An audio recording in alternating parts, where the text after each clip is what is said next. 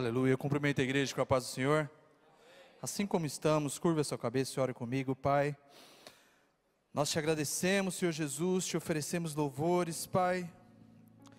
Nós pedimos que em nome de Jesus, essa noite, aonde tem uma mente, Pai, confusa, aflita, aonde tem um coração agitado, turbulento, o Senhor venha, Pai, com teu sangue curando, batizando e transformando. Pai, nessa noite, tudo que está sendo cantado, tudo que está sendo falado aqui, nada mais é do que a nossa alma expressando toda a gratidão a Ti.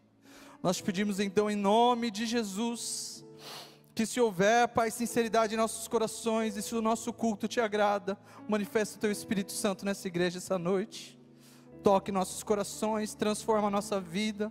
Ajuda-nos, Pai, nessa parte agora, Senhor, do partir do pão através da palavra, em que estaremos nos alimentando, Senhor Jesus, daquilo que a Tua palavra diz, Pai, que não seja Senhor Jesus, meras anotações minhas, Pai, que não seja meras palavras, Senhor, mas que seja a palavra de Deus para a Tua igreja, para a nossa vida, que gere transformação, que possa batizar, que possa transformar, que possa renovar, em nome de Jesus, amém. Assim que oramos. Amém. Antes da gente partir para a palavra, eu quero perguntar, por acaso tem alguém que entrou aqui hoje pela primeira vez, está nos visitando? Faça só um sinal com sua mão aqui, assim, ou a segunda vez, tem ali, Deus abençoe sua vida. O pessoal da DR está aí para dar um abraço nela, cumprimentar ela. Tem mais alguém por aqui, desse lado, daquele lado? Tem ali, Deus abençoe a minha irmã. Vai alguém da DR dar um abraço naquela irmã ali, Deus abençoe a sua vida. Não sei se tem mais alguém, mas se por acaso você vê algum rostinho novo aí, cumprimente essa pessoa, dê um abraço nela, dê uma palavra de bênção para a vida dela, e vocês são muito bem-vindos aqui em nossa igreja essa noite. Glória a Deus pela sua vida. Tenho certeza que Deus tem palavra de bênção para vocês também. São muito bem-vindos. Irmãos, hoje nós vamos então dar continuidade àquilo que começamos na semana passada, quando o nosso pastor pregou aqui sobre uma nova série que vamos tratar. Os irmãos estão vendo aí, já está o tema na mensagem, mas a série chama Alcançando a Todos. Nos últimos meses a gente conversou muito e mergulhamos na série Servindo com Propósito, né? A gente falou muito sobre serviço e a gente entendeu que serviço é coisa de gente transformada, né? A gente serve melhor depois que a gente encontra Cristo, quando Jesus Cristo, o Evangelho, a mensagem nos alcança, ela nos transforma, e aí nós somos um marido melhor, um profissional melhor, um crente melhor, uma pessoa melhor para a nossa família. Então aqueles que foram alcançados pela graça, passam a servir melhor, não só a igreja, mas a comunidade, a família. Nós entendemos então que nós estamos servindo com propósito, e talvez seja um olhar mais individual, né? Para a sua vida, para a vida da sua família, como você tem servido. E a gente entendeu então que esse relacionamento genuíno, ele vem de dentro para fora. Mas agora o que a gente vai abordar nesses próximos meses, que a gente vai falar muito aqui, talvez traga um olhar mais coletivo, um olhar mais ao redor, porque a gente entende que fomos alcançados, fomos transformados, estamos servindo, mas e as pessoas que estão à nossa volta, né? Quem são aqueles que estão à nossa volta? Quem ainda não foi alcançado, talvez quem está se sentindo fora desse corpo. E isso eu falo, a gente viu aqui tão bem falado sobre missões aqui, né? Estamos partindo para alcançar outras nações. O Bebeto também falou aqui que estamos partindo, precisamos alcançar os nossos vizinhos, aqueles que estão dentro do nosso contexto do dia a dia, do cotidiano. E eu acho que o que essa mensagem quer trazer para nós, o que essa série quer trazer, Alcançando a Todos, é exatamente isso. Mas muito mais do que alcançar aqueles que estão fora, muitas vezes a gente precisa ter um olhar também para aqueles que estão dentro.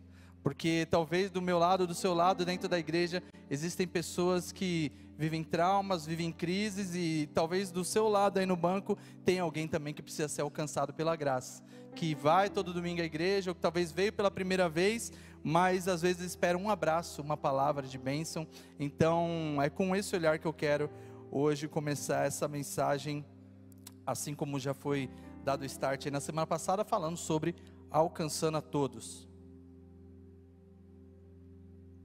E dentro dessa perspectiva, como diz ali o tema que já está no telão, eu vou falar sobre uma mesa para todos, porque a gente vai entender que o Evangelho nada mais é do que uma mesa que foi preparada para nós. Está sendo preparado ao longo do tempo, né? E pensando um pouco sobre tudo isso, a gente vê que existe um esforço da sociedade de forma geral, não só dos crentes, não só do evangélico, mas da sociologia, da psicologia, da psicanálise, de entender o comportamento humano, né? Nós estamos aqui nesse mundo e independente das crenças, se você acredita em Deus ou não, todos nós vivemos em sociedade, existe um comportamento humano. E aí, dependendo do seu contexto, a nossa vida, ela pode ser muito distinta. Provavelmente estamos sentando aqui do lado de pessoas que têm uma história de vida, que têm uma história de vida muito diferente da minha, da sua. Cada um aqui carrega alguma coisa na vida, né? E a psicanálise, a sociologia, a psicologia vai tentar tratar isso no ser humano, né? Sobre o comportamento.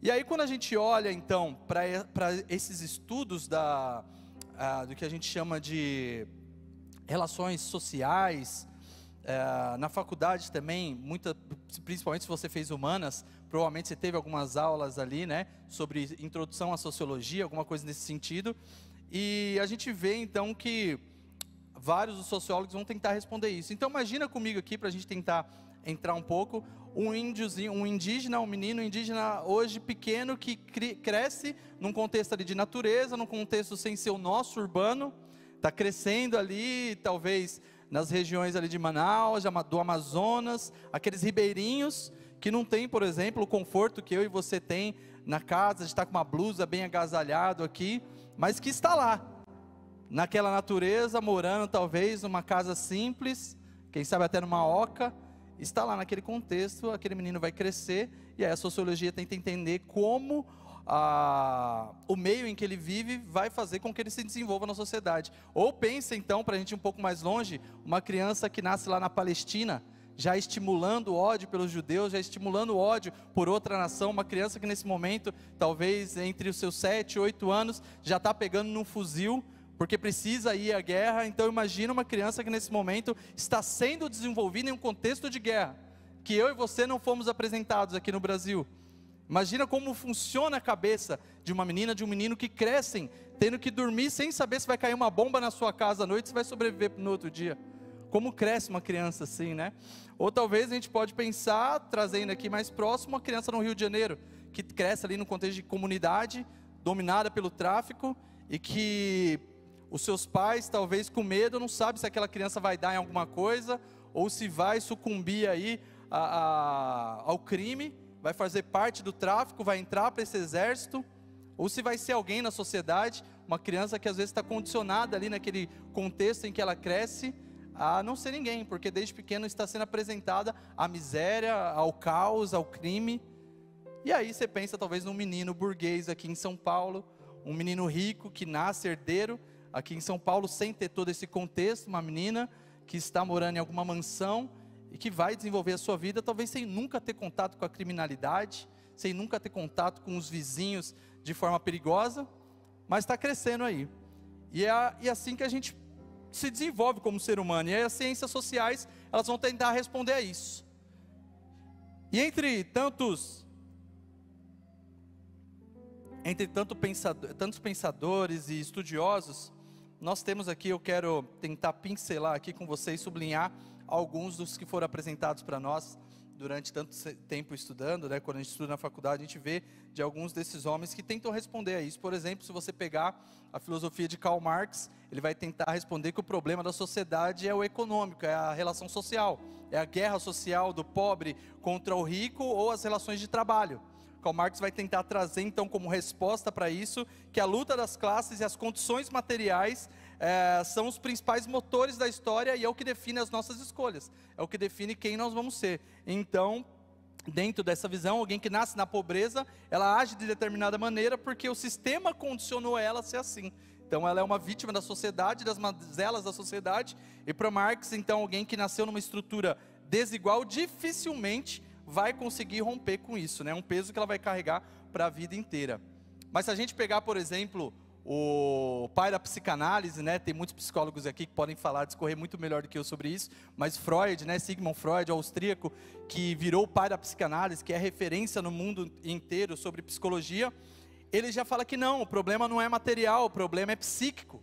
O nosso problema é individual, é a forma como os nossos desejos inconscientes são expressados na vida da pessoa. Então, para Freud, ele vai tentar responder o comportamento humano, falando que, especialmente, problemas relacionados ao prazer, à sexualidade, ao medo, ao trauma de infância, são problemas que estão internos, são conflitos que estão internos em nós, vários de nós aqui estamos sujeitos a esses problemas, e que por conta desses problemas, talvez, que são inconscientes, a sociedade se organiza e o comportamento humano, as decisões que nós tomamos, vão tendo todas essas frentes, porque na verdade a gente ainda não descobriu, a não ser que você vai fazer um tratamento, o que de fato te leva a ser como você é.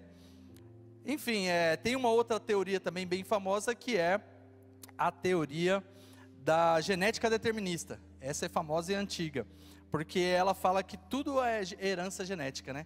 Então, se o seu pai foi um alcoólatra, você tem aí 99,9% de chance de ser um alcoólatra, né? Um alcoólatra. Se você teve maldições passadas na sua geração, provavelmente você vai ter também problemas na sua vida e na vida dos seus filhos, porque existe uma genética, existe um gene que foi passado de pai para filho, de mãe para filha, e aí a gente vê que nós somos nada mais do que produto biológico, são os nossos genes. O problema então está no gene, está em nós. E aí é o que a teoria da genética determinista vai falar. Então, uma mãe, por exemplo, uma mulher de meia idade, que vê na mãe alguns defeitos, que ela pensa, eu jamais quero me tornar como minha mãe é, ou que talvez um rapaz que vê no pai e tenta consertar na sua família agora, problemas que não vê, ele chega na meia idade e ele vê que ele repete alguns comportamentos inconscientemente. E aí ele vê que provavelmente vai ser como aquilo que ele não gostaria de ser. E a gente vai repetindo esses comportamentos, né? Então, isso tudo vai vindo da genética e a gente fica preso, e muitas pessoas com medo disso. Eu não queria ser assim, mas eu sou assim. Eu não queria copiar esse método com o qual eu vivia a vida inteira da minha família, mas talvez eu estou vivendo assim, e isso vai trazendo angústia para a gente, vai trazendo depressão, vai trazendo ansiedade. E tem também, por último aqui eu vou citar, o tal do existencialismo, mas o ateu, né? O existencialismo ateu, muito difundido pelo francês Jean-Paul Sartre, né? Sartre, ele falava muito sobre não tem Deus, não tem propósito, nós estamos nesse mundo aqui, a gente foi jogado aqui e não existe genética, não existe o contexto social, a gente simplesmente existe. E o comportamento então humano se define pela existência. Então cada um tem que se virar para dar conta da forma que dá. Sartre falava então que independente da sua genética, da sua árvore genealógica, ou da sua psique, do que está na sua mente, você está aí, está existindo, e não tem Deus, não tem ninguém que vá fazer com que a sua vida seja conduzida de uma forma errada. E por que eu estou trazendo todo esse contexto, irmãos? Por que eu falei de tudo isso? Porque se dependesse de todos esses homens que eu falei, provavelmente Jesus era uma pessoa que não daria certo. Se dependesse de todas essas teorias, que todas elas, em certa medida, têm razão, todas elas têm fundamentos em estudos que foram feitos, mas se nós nos apegássemos só ao que o comportamento humano e as ciências sociais nos apresentam, provavelmente muitos de nós nem estaríamos mais aqui. E Jesus Cristo, então, com o seu histórico, talvez nem seria o Messias. Talvez se alguém olhasse para Jesus e a história dele, o contexto familiar dele, a árvore genealógica de Jesus, provavelmente diria que ele não seria um homem que iria mudar a história da terra, não seria o Salvador, não seria o Messias. E a Bíblia, ela vai então começar no Novo Testamento, nos mostrando exatamente um texto que mostra a genealogia de Jesus. Capítulo 1 de Mateus vai reservar ali um tempo exclusivo no seu capítulo 1, só para falar de quem Jesus é descendente, quem são os pais, os avós, os tataravós de Jesus. E vai mostrar para a gente então que nessa genealogia, e é o que eu quero ler com vocês em Mateus 1, do 1 ao 17, um pouco do que a Bíblia nos apresenta sobre quem foi Jesus. E aí Mateus, no capítulo 1, para você que não sabe, é o texto que começa o Novo Testamento. Jesus está sendo apresentado para nós então no Evangelho de Mateus, e ele começa exatamente assim: livro da geração de Jesus Cristo, filho de Davi, filho de Abraão. Abraão gerou Isaac, e Isaac gerou a Jacó, e Jacó gerou Judá e a seus irmãos. E Judá gerou a Tamar, Judá gerou de Tamar a Pérez e a Zerá. E Pérez gerou a Esrom, e Esrom gerou a Arão. Arão gerou a Aminadab, e Aminadab gerou a Naasson. Naasson gerou Salmão, e Salmão gerou Raabe a Boaz, e Boaz gerou de Rute a Obed, e Obed gerou Jessé. Jessé gerou ao rei Davi, e o rei Davi gerou Salomão. Daqui foi a mulher de Urias. Salomão gerou a Roboão, e Roboão gerou a Abias, e Abias gerou a Asa. E Asa gerou a Josafá, e Josafá gerou a Jorão, e Jorão gerou a Uzias. E Uzias gerou a Jotão, e Jotão gerou a Acás, e Acás gerou a Ezequias. Ezequias gerou a Manassés, e Manassés gerou a Amon, e Amon gerou a Josias. E Josias gerou a Jeconias e a seus irmãos na deportação para a Babilônia. E depois da deportação para a Babilônia, Jeconias gerou a Salatiel, Salatiel gerou a Zorobabel. E Zorobabel gerou a Abiúde, e Abiúde gerou a Eliaquim, e Eliaquim gerou a Azor. E Azor gerou a Sadoc, e Sadoc gerou a Aquim, e Aquim gerou a Eliúde. E Eliúde gerou a Eleazar, e Eleazar gerou a Matã, e Matã gerou a Jacó. E Jacó gerou a José, marido de Maria, da qual nasceu Jesus, que se chama o Cristo. Até o 17. De sorte que todas as gerações, desde Abraão até Davi, são 14 gerações. E desde Davi até a deportação para a Babilônia, 14 gerações. E desde a deportação para a Babilônia até Cristo, 14 gerações. Aí você faz a soma. Pode colocar na NVI depois, Luan, quando a gente for ler o outro texto. E esse texto, provavelmente, se você já leu o Novo Testamento, já teve a oportunidade de ler o Evangelho de Mateus, é o texto que a gente passa correndo, né? Nem lê direito. A gente passa o olho, e texto de genealogia é chato. É chato. Mas o que eu quero trazer aqui para vocês são algumas observações, porque passando talvez desapercebido por um texto como esse, tudo que eu li aqui, tudo que eu falei aqui desses nomes, difícil você guardar um desses nomes tão difíceis aí, mas ele tem histórias bem peculiares, e que vão mostrar para nós, que se a teoria do determinismo genético, se a teoria daqueles que são frutos do meio, funcionasse para Jesus, provavelmente nós não teríamos o Messias. Então olha só, de todo esse povo que eu li aí, de todo esse povo que eu falei, o texto no seu versículo 3 falou do casal Judá e Tamar. Aí você pensa, nossa, casal bonito, né? Está na genealogia de Jesus. Mas que história triste, um escândalo familiar. Para quem não sabe, Judá, Tamar, na verdade, ela se finge de prostituta para engravidar do próprio sogro. É a mulher que dá o golpe para engravidar e manter a linhagem, e tem filhos com o próprio sogro. Aí talvez você se escandalize, fala, mas vamos passar um pouco para frente, versículo 5, fala de Raabe. Quem foi Raabe no Antigo Testamento? Uma prostituta. Era a mulher que em Jericó ela foi poupada, né? Lembra lá daquela história quando ela é poupada naquele momento? Uma mulher que talvez era vergonha para a família inteira, uma mulher que trazia provavelmente problemas sérios pessoais, porque a vida inteira se deitando com homens, se entregando, mas é uma mulher que depois de transformada entra na genealogia do Messias. Como explicar isso para um rabino ou para um judeu? Uma mulher, então, Raabe, que entra agora na genealogia do nosso Salvador. Versículo 6 fala de Davi e a mulher de Urias, não chama nem de Batseba, né? Chama de a mulher de Urias, que a gente sabe que é Batseba. Davi está na linhagem de Jesus. Davi, um homem que apesar de ter sido um grande rei, o homem que foi chamado de o homem segundo o coração de Deus, um grande, foi também um homem que teve grandes pecados. Um homem que negligenciou a própria família, um ótimo rei, mas um péssimo pai de família, um homem que cometeu pecados absurdos, negligenciou os próprios filhos, criando guerras dentro da própria casa. Dentro da própria casa de Davi, era filho querendo matar filho, filho abusando da filha. A história de Davi é extremamente forte. E é esse homem que depois transformado a gente vê, entra aqui na genealogia de Jesus, e entra até com a mulher do seu adultério. Porque Batseba foi aquela mulher, para quem não lembra, que ele cobiçou, era casada, e além de cobiçar a mulher, se deitar com a mulher, ainda criou um plano para que o marido dela morresse. Mandou ele lá para frente de guerra e ainda criou um plano de assassinato para o marido dessa mulher. Então Davi e Batseba também constam aqui, assim como no versículo 10, vai falar para a gente de Manassés.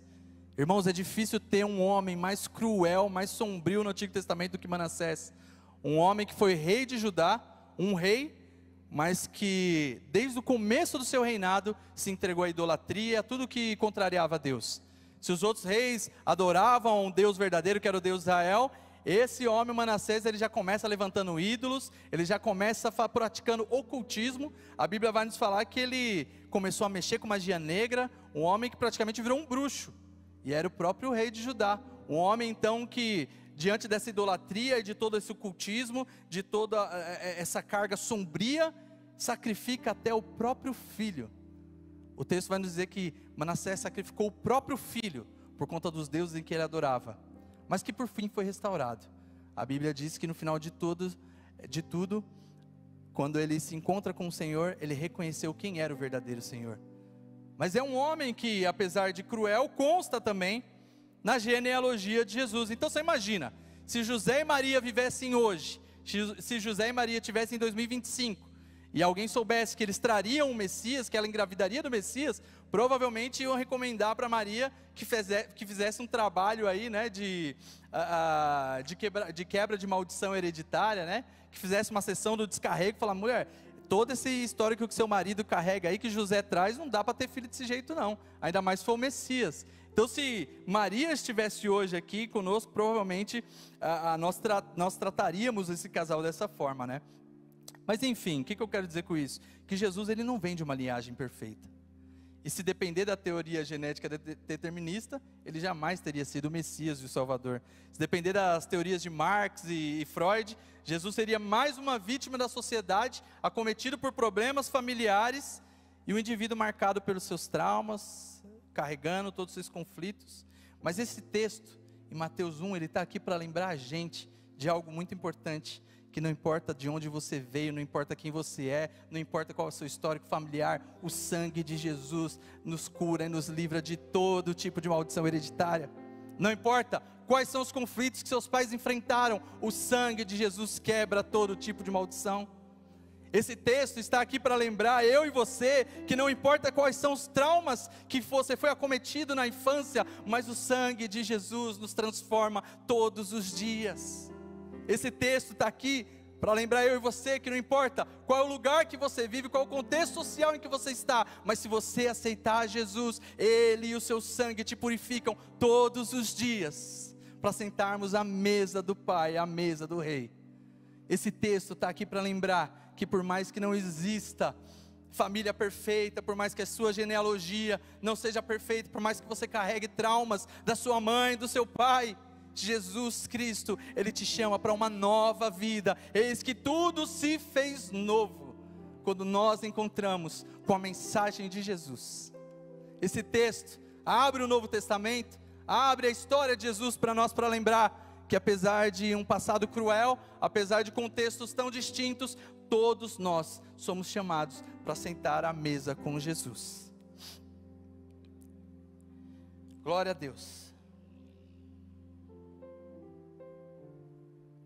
Esse texto, ele transforma tudo, irmãos, no Novo Testamento, principalmente para os judeus. Para você que não sabe, Mateus, ele escreve o seu evangelho muito direcionado aos judeus. Mateus é o texto onde você vai encontrar mais referências bíblicas no Antigo Testamento, os textos de Isaías, que falavam sobre o Messias, porque Mateus, quando escreve isso, ele precisa provar para o povo judeu: olha, ele é o Messias. E Mateus escolhe estrategicamente começar pela genealogia, para mostrar quem era a raiz de Davi, que ele veio, que ele era o Messias prometido. E Mateus não faz, irmãos, questão de passar um pano aqui para Jesus falar: não vamos colocar Manassés não, vai pegar mal, não vamos colocar Raabe na linhagem não. Os judeus nem colocam mulher na linhagem, a árvore genealógica dos judeus nem constam mulheres, principalmente nessa época, porque vinha pela linhagem masculina. Mas Mateus coloca mulheres aqui, Mateus coloca pessoas que foram transformadas, para mostrar para nós que Jesus Cristo, ao chegar no mundo, iria dividir a história, assim como tem sido até hoje. E se você talvez pensou até agora que eu de alguma forma me sinto dessa forma, me sinto vítima da sociedade, ou me sinto acometido por traumas e problemas que tive na infância, ou talvez de um histórico familiar problemático, você pode ser alcançado por Deus, você pode ser alcançado por Jesus, mas o Evangelho é um convite, e quem aceita é você. Jesus, o nosso tema da nossa série diz que Ele alcança todos, o Evangelho alcança todos, mas a escolha de sentar e participar dessa mesa é sua e é minha. Somos nós que precisamos corresponder ao que Ele está querendo fazer na minha e na sua vida. Somos nós que precisamos corresponder se queremos sair dessa maldição hereditária que aprisiona a nossa mente, a nossa vida, desses traumas, desses problemas que somos acometidos, ou se queremos nos manter nesse modus operandi e viver até Deus sabe quando. Se a gente vai ser existencialista como Sartre, falando, não tem nada por aí mesmo, é isso mesmo, eu vou ficar aqui até morrer. Jesus, ele nos traz um convite. Em João capítulo 1, verso 12, ele diz assim: aos que receberam, aos que creram no seu nome, deu-lhes o poder de ser chamados filho de Deus. Para nós que cremos, para você que crê, para você que tem certeza que esse Jesus é o próprio Deus, é o Filho de Deus, Ele também te dá direito de ser chamado filho de Deus. E hoje o convite é para participar, não só de uma mesa, mas de uma família. A família de Deus. E aí eu quero levar vocês agora para um outro contexto de mesa, que é Mateus 26 e 20, só o verso 20. Porque Jesus, que foi apresentado aqui em Mateus capítulo 1, de toda essa linhagem, está então no final do seu ministério. Jesus Cristo já vai ser crucificado. Imagina como estava então a cabeça e a mente de Jesus, que apesar de ser Deus, era também ser humano. E a Bíblia nos diz que a aflição de Jesus é tão grande, que ele suou gotas de sangue. O texto diz que Jesus sofreu, porque sabia que era chegar a sua hora. E nesse momento, no verso 20 do capítulo 26, Jesus, sabendo o que vai acontecer, os seus discípulos ainda nem entendendo o que está acontecendo, os seus discípulos sentados à mesa com Jesus, para a última ceia que eles teriam com o Mestre, no momento de Páscoa, um momento que deveria ser de celebração, talvez os discípulos ali felizes, porque estão reunidos com o Mestre, Jesus aflito ali, porque sabia que estava chegando a sua hora. O texto diz, ao anoitecer, Jesus estava reclinado à mesa com os 12. Quem são esses 12 homens que estão sentados com Jesus à mesa? E é aqui que eu quero conversar com você também, que a mesa que Jesus nos convida, não é uma mesa de pessoas perfeitas, mas uma mesa de pessoas transformadas. Esses 12 homens, assim como na genealogia de Jesus, talvez não tenham passado muito primoroso, não tenham passado talvez do qual se orgulhassem. E eu quero trabalhar em alguns desses homens, desses 12, que a gente sabe que são os 12 discípulos que estavam com Jesus nessa noite, na noite da última ceia, a última noite, e em algumas horas Jesus seria traído, ele seria condenado, o seu julgamento, a forma como foi julgado, a forma como ele foi tratado, contraria até mesmo os princípios jurídicos da época, porque existia um princípio de como o julgamento deveria ser feito, mas às pressas ele é levado de madrugada para depor em casa.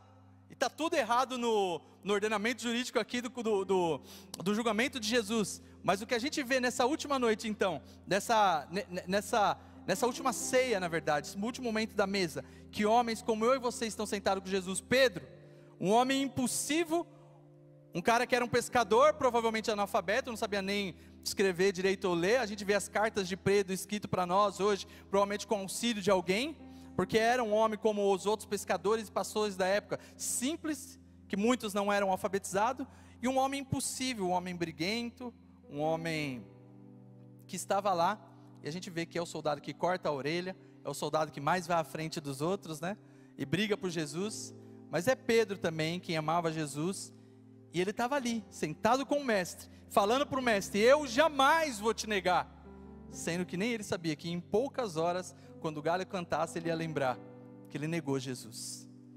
Pedro, que estava ali à frente do Mestre, amava o Mestre, não sabia ainda o que viria a acontecer, e Jesus com dó dele fala, Pedro, você nem tem ideia do que vai acontecer em algumas horas, e Pedro nega Jesus. A gente vê ali também Tomé, assim como muitos de nós céticos, a pessoa cética que não acredita em nada, ele duvidou até da ressurreição, né, falou, deixa eu tocar para ver se é mesmo. Pessoa assim como eu e você talvez, que carrega esse ceticismo, que quando ouve uma palavra que vem da parte de Deus, quando ouve um louvor, quando o Espírito Santo tenta convencer, a gente fica tentando fazer igual o Gideão, fazendo prova com Deus, para ver se é da vontade dele ou não, né? Está lá Tomé também sentado à mesa com o Mestre, ali também estava Simão o Zelote, um extremista político, um radical político, um cara que vê o mundo pela lente política.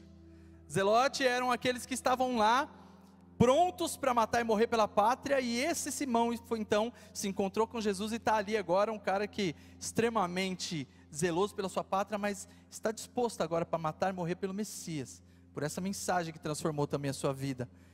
Jesus salva também radicais políticos, irmãos.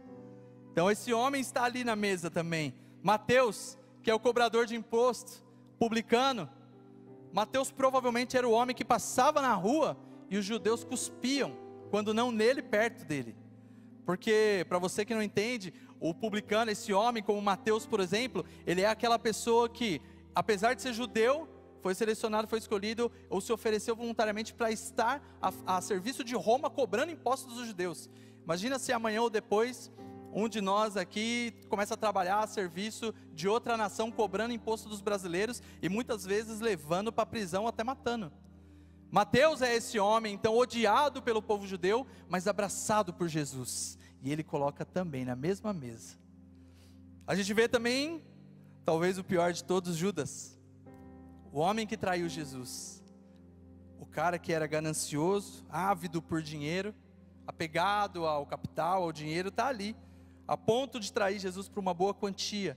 Jesus não dispensa ele da mesa, está na mesma mesa que Jesus, coloca a mão junto com Jesus, na hora de pegar o pão, na hora de pegar a comida. Judas está ali, Pedro está ali, Simão Zelote está ali, pessoas como eu e você, ou seja, a mesa que Jesus oferece para mim e para você, essa mesa de família, é um retrato da graça. A graça de Jesus que alcança radicais políticos, a graça de Jesus que alcança pessoas falsas, pessoas que traíram, a graça de Jesus que alcança pessoas com históricos familiares complicados, mas que agora coloca eu e você na mesma mesa, no mesmo patamar, para fazer parte da família de Deus. Enfim, essa mesa, o que isso nos mostra é que a mesa de Jesus, ela não é um prêmio para quem é perfeito, mas essa mesa é um remédio para quem está quebrado. Essa mesa é um hospital para a alma humana. Essa mesa não é porque você merece, ou porque você fez algo de bom, mas essa mesa é para mim, para você, que temos todos esses conflitos, todos esses problemas e dilemas morais, e carregamos na vida tentando achar resposta, mas quando nós sentamos à mesa e olhamos nos olhos de Jesus, parece que tudo aquilo que aflige a nossa alma, finalmente vai embora, porque é olhando nos olhos de Jesus, que a gente entende o comportamento humano de verdade, é olhando para Jesus que a gente entende que o Evangelho alcança a todos, alcança eu, alcança você, alcança talvez até aquela pessoa remanescente do seu trabalho, que você nem imagina que um dia possa aceitar o Evangelho, aceita aquela pessoa que odeia crente, aceita aquela pessoa que talvez você jamais pensou em pregar, seu vizinho, ele alcança, mas nós somos o meio de mostrar que existe um caminho para a mesa, e esse é um convite para que eu e você façamos parte do Evangelho que alcança a todos. Enfim, partindo já para a conclusão, você também tem um lugar nessa mesa. Talvez, enquanto eu falava aqui, você pensou que em algumas dessas histórias você se encaixou. Você sente que a sua família tem uma herança pesada, você sente que tem uma genealogia complicada, você sente que as coisas que os seus pais passaram fizeram com que você chegasse até aqui, e talvez você não vai se libertar dessas amarras. Talvez enquanto eu falava aqui, você acha que está preso a padrões de comportamento, que não consegue se libertar, que não consegue mudar. Talvez enquanto eu falava aqui, você sente que não é digno de estar na igreja, de tomar a ceia, de estar na mesa com Jesus. Mas o que a genealogia de Jesus nos mostra, e o que a mesa com os discípulos nos mostra, é que Jesus redime a história do pecador, é que Jesus redime a minha e a sua história. Jesus redime as famílias por completo. Não quer dizer porque a sua mãe foi de um jeito, você vai ser assim também. Se você quiser, Jesus hoje pode quebrar esse paradigma. Se você quiser, o sangue de Jesus alcança os problemas mais complicados que talvez nem foram revelados ainda por você. Se você quiser, essa noite Jesus tem um lugar na mesa para você, porque essa mesa é para todos, assim como o seu Evangelho alcança a todos. E a Bíblia nos mostra que essa mesa é o lugar para os fracos, para os desanimados, porque é nessa mesa que nós somos transformados. Essa mesa é para todos, mas saiba da responsabilidade, você não vai se levantar como sentou. Essa mesa convida os pecadores, aqueles que estão aflitos. Essa mesa convida você que talvez acha que nasceu assim, tem a síndrome de Gabriela e vai morrer assim. Mas ela vai transformar a sua vida. Se você aceitar o convite e fazer parte da família de Deus, se assentar à mesa com o Pai, saiba que você nunca mais vai ser o mesmo. Porque você não vai ter mais inclinações para os seus impulsos sexuais. Você não vai mais ter inclinações aos seus problemas críticos na mente. Não são mais as crises de pânico ou de ansiedade que vão direcionar. Mas a partir do momento que a gente senta à mesa, a nossa vida passa a ser direcionada pelo Espírito Santo. E eu entrego a minha vida inteira só para Ele, na mão dEle, é de Jesus. Aí eu não tenho mais controle, eu não tenho mais cuidado com a minha vida, porque agora é Ele quem me guia. E é sobre a palavra dEle que eu preciso andar, porque é nela que eu estou seguro, e é ela quem vai direcionar o comportamento humano de uma vez por todas. Independente do meu contexto, do seu contexto, Jesus salva aquele menino indígena, aquele menino na Palestina, aquela menina no Rio de Janeiro. Jesus salva, independente do contexto. Se você está dentro do planeta Terra, Jesus salva e transforma. Jesus alcança a todos. E essa mesa, esse símbolo da mesa, que alcança o pobre, o rico, o de esquerda, o de direita, ou da comunidade, ou do condomínio, essa mesa também está disposta para nós em Apocalipse. João, então, tendo essa visão, ele escreve o texto que Deus mostra para ele, nessa visão, que no final de todas as coisas, no final de tudo, quando esse mundo acabar, e eu e você nem estivermos mais aqui, existe uma mesa preparada para nós. Nós vamos ver em Apocalipse que existe um banquete que está aguardando eu e você, que aceitamos o nome de Jesus em nosso favor. Existe uma mesa para aqueles que aceitaram não simplesmente ceder as condições humanas, as condições sociais, mas aqueles que aceitaram ser transformados pela graça da mesa de Jesus. Coloca para a gente Apocalipse 19, do 5 ao 9, e se pudesse, coloque em pé em nome de Jesus. Essa mesa é para todos. Olha o que diz o texto. Então, nós vamos ler até o verso 9. Então veio uma voz do trono dizendo: louvem ao nosso Deus, todos vocês, os seus servos, vocês que o temem, tanto os pequenos como grandes. Então ouvi uma voz semelhante à de uma grande multidão, uma voz semelhante ao estrondo de muitas águas, e uma voz semelhante a fortes trovões que bradavam: aleluia, pois reina o nosso Senhor, o nosso Deus Todo-Poderoso. Vamos nos regozijar, vamos nos alegrar e dar-lhe glória, porque chegou a hora do casamento do Cordeiro, e a sua noiva já se preparou. Para vestir-se foi-lhe dado linho fino, brilhante e puro. Ora, o linho fino são os atos de justiça dos santos. O anjo me disse: escreva, bem-aventurados os que são chamados para o banquete do casamento do Cordeiro. Ele acrescentou: essas são as verdadeiras palavras de Deus. Um banquete para mim, para você, para a sua família, para o nosso vizinho, para o nosso colega de trabalho, que só está esperando o meu e o seu convite. Como você responde esse convite hoje? E eu amo a igreja por causa disso, irmãos. A igreja nada mais é do que um recorte da sociedade. A igreja nada mais é do que uma reunião de pessoas que pensam diferente, que têm histórias diferentes, contextos sociais diferentes.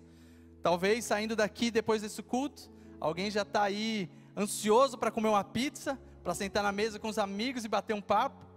Está esperando uma comida quentinha em casa, ou talvez tem alguém do seu lado que não sabe nem o que vai comer quando chegar em casa hoje.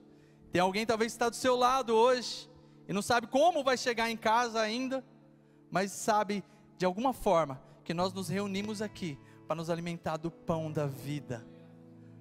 Eu e você, pessoas diferentes, todos nós de históricos familiares diferentes, nos reunimos todo domingo aqui, porque sabemos que existe um pão que é compartilhado toda vez que a palavra é pregada aqui, e é esse pão que nos dá sentido para a vida.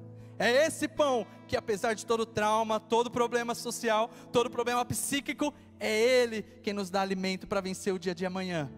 E é através dele que Jesus quer transformar a sua vida, a vida da sua família, amém? Eu quero orar com você. Se você puder, feche os seus olhos. E eu quero fazer um convite. Esse primeiro convite, talvez, eu não sei se entrou aqui alguém que ainda não se decidiu por sentar à mesa. Eu não sei se entrou alguém aqui, talvez, que nunca ouviu falar desse negócio de genealogia de Jesus, e está ouvindo aqui essa pregação, mas de alguma forma, o seu coração foi esquentando enquanto eu falava aqui. De alguma forma, o Espírito Santo foi trabalhando na sua vida, e a sua mente foi trazendo a sua memória, talvez um passado complicado, e você sentiu, esse convite é para mim. Talvez você que está afastado há muito tempo, e sentiu hoje a necessidade de voltar para a mesa. Eu quero orar por você. Se existe uma pessoa assim, vem aqui à frente ou levanta a sua mão. Nós queremos orar por você. Se existe uma pessoa nessas condições aqui, nós queremos orar por você que ainda não aceitou o convite de Jesus Cristo, de sentar-se à mesa da comunhão. Nós queremos orar por você. Se tem alguém aí perto de você que pode orar com você, traga essa pessoa, vamos orar por ela.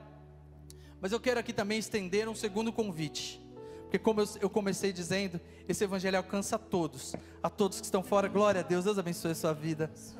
Mas ele alcança também aqueles que estão dentro. Talvez você até entrou na casa, mas ainda não tomou lugar na mesa. Em nome de Jesus, se você quiser, vem até aqui, nós queremos orar por você. Talvez até hoje, a sua história foi de dor, de trauma, mas essa noite Jesus te convida, é na mesa que você vai ser curado. Glória a Deus pela sua vida. Feche os seus olhos, continue orando, intercedendo, enquanto o louvor vai cantar. Talvez você crie a coragem, talvez você vai buscando aí no coração, no Espírito, deixando o Espírito Santo trabalhar na sua vida, para que você venha receber essa oração, e em nome de Jesus, ser liberto de uma vez por todas, de todas essas amarras que te prendem, e te impedem de prosperar, em nome de Jesus.